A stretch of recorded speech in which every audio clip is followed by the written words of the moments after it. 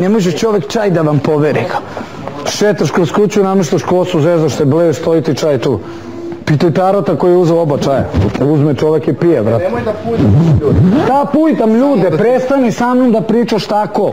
Jel ti jasno to? Jel kapiraš? Nemoj da mi se smeješ u facu, ako sam ti rekao 20 puta. Jel ti jasno? Jel razumeš? 20 puta ti kažem. Branim te od svih ljudi tu.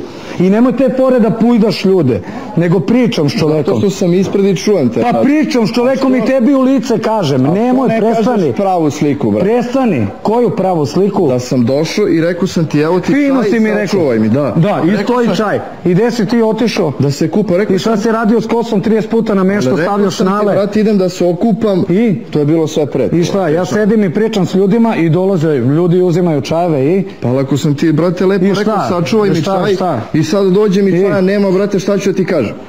I kakvi ste ljudi, ne možete ni čaj da mi sačuvate. Ti si posebno, nisi kroz zezanje, nego si nadrkan bio. Ne, bilo je tu Jovana. Nije bilo kroz zezanje. A što se ona smela, brate? Ne znam što se Jovana meni nisi rekao kroz zezanje. On nije bio u pravu u toj situaciji, to što je on u tom trenutku bio nervozan zbog nekog drugog pa se na meni istresao, to nije moja stvar.